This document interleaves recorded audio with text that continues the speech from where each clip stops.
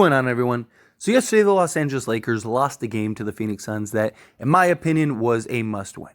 It was a game that I believe the Lakers just really couldn't afford to lose, and unfortunately, they lost it.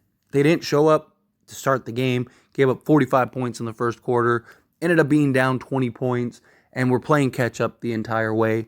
Fortunately, they weren't able to catch up enough to ultimately win the game, and it really hurt them, and it put them in a really rough spot. And now a lot of people are basically writing off the season and writing it off as like, hey, Lakers done, they're cooked, the 9th, 10th seed, season's over. Call it a year, right? And personally, I'm not ready to do that yet. Now, maybe I'm overly optimistic, but I was overly optimistic last year, and everyone told me the same stuff, and everyone told me I'm delusional. The Lakers were in the conference finals, right? Because it's not over till it's over. Right? A lot of things can change. A lot of help can come. There's who knows what the Lakers will do. Backs against the wall. You're going to start to see. Lakers should start getting guys trickling back in, and that'll definitely help. Lakers, they got a grueling March. We'll know like 5 games into March, we're going to have a pretty good idea of where the Lakers are going to be, right? Because they have a very, very tough schedule to begin March. Get through that stretch, and then I think we can kind of come to a conclusion a little more one way or another. Now, look, I'm not saying the Lakers have all this road ahead of them and they can just, obey the speed limit. No, they definitely are behind the 8 ball here. And they have time, but they're running out. Clock is ticking. And they need to put themselves in a position to get back on track.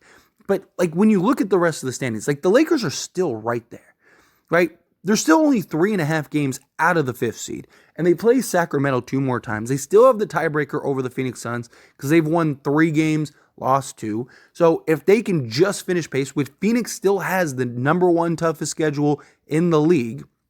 Pelicans are on a 2-game losing streak. They're without several players. They're dealing with all kinds of injury concerns. And you look at a team like Dallas, who they've been playing spectacular basketball, but Luka and several other guys are all dealing with some serious injuries. Luka has like a broken nose. Right? So like the Lakers aren't in like the worst spot imaginable. Not in a great spot. Not in the worst spot imaginable.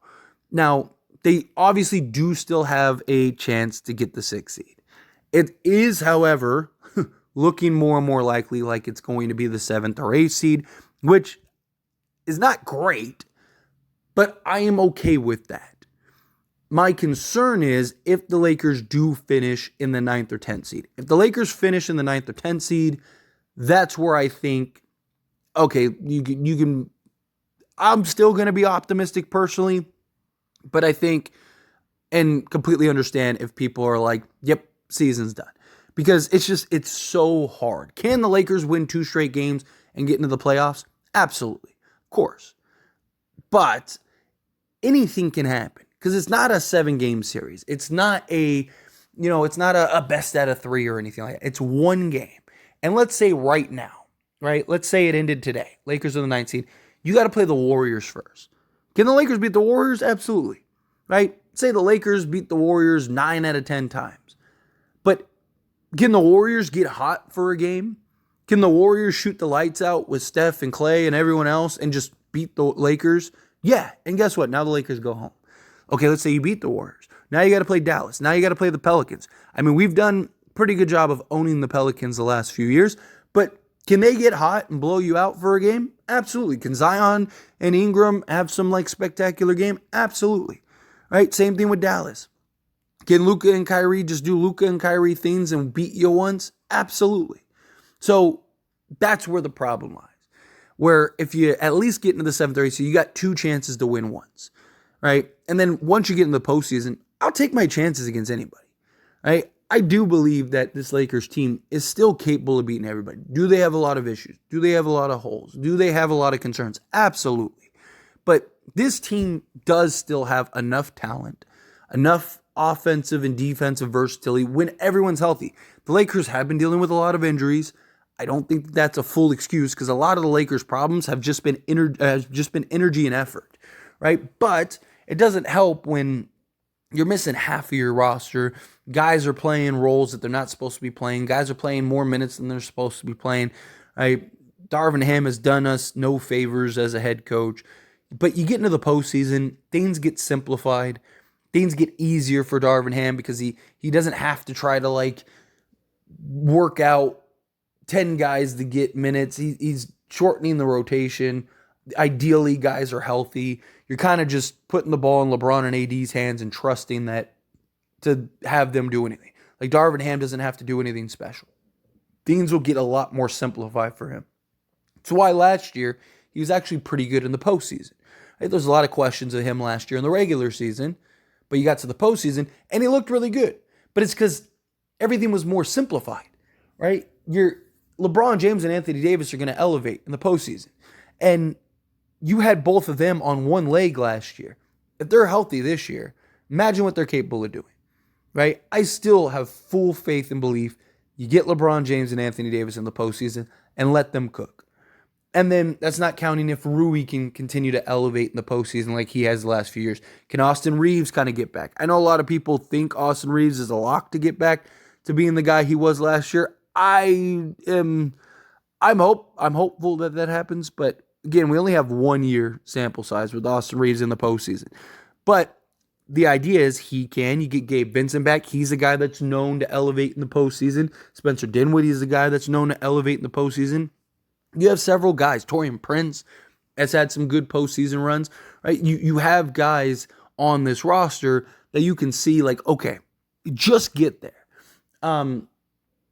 It's one of those things where it's like, I have faith in the Lakers in the playoffs. I don't have a world of faith right now. I have, belief. I have like hope, right? I'm very hopeful that the Lakers make the playoffs. Once they get into the playoffs, that's where I'm like, okay, I think that they're one of like 3 teams that are tough, right? That have a realistic shot, right? Because again, I mean, you look at the teams, right? Like Minnesota and the Thunder, I know they're the 1 and 2 seed. I just don't buy them as a true contender. I don't buy them as a team that's going to win. They're young. They need to get their lumps. They need to take, they got to go through the motions of, okay, you finally made the postseason. You took a tough loss in the first round. And next year you bounce back and you make it to the second. Then you make it to the conference final. Then you win a championship, right? It's usually the progression that you see with these young teams. Same thing with the Thunder, right? The only teams that I really look at and go, man, are like the Nuggets and the Clippers. The only 2 teams that I think are the 2 teams right now currently that have the pieces, the experience, the overall package to make it out of the West. So the Lakers, I think if they get into the postseason, those are the only 2 teams that you really have to worry about. Does that mean that the Lakers could lose to somebody else? Of course, right? I mean, the Suns still have Bradley Beal, Devin Booker, and Kevin Durant. I just think that they have too many holes and too many flaws on their roster. I understand the Lakers just lost to them, but that was more so them just getting themselves into a hole and not being able to get themselves out. Lakers also ran through them 3 times when they needed to and it mattered, right? So Sacramento, not worried about. Pelicans, not worried about. Mavericks, Luka and Kyrie is tough, don't get me wrong, but I don't really buy them as a true contender. I think that they have a lot of concerns. Like every team has concerns, other than like Denver, because Denver's proven, right? They've won it. But I also have concerns about their depth, right? The Clippers, you have concerns about the Clippers because like what does Paul George look like in the postseason? What does James Harden look like in the postseason, right? There's concerns there. And then the last few years, Paul George and Kawhi Leonard in the postseason just keep getting hurt. So get LeBron James and Anthony Davis into the playoffs and let the chips fall where they may. But again, you have to get them to the playoffs. To me, it is absolutely criminal that the Lakers are the 9th seed with LeBron James, Anthony Davis, and as well as D'Angelo Russell has played this year. D'Lo has been very good this year. Anthony Davis and LeBron James have been very good this year. And yet the Lakers cannot win games. And it is crazy to me that they are the 9th seed, right? If you told me they were 5th or 6th seed, I'd believe it.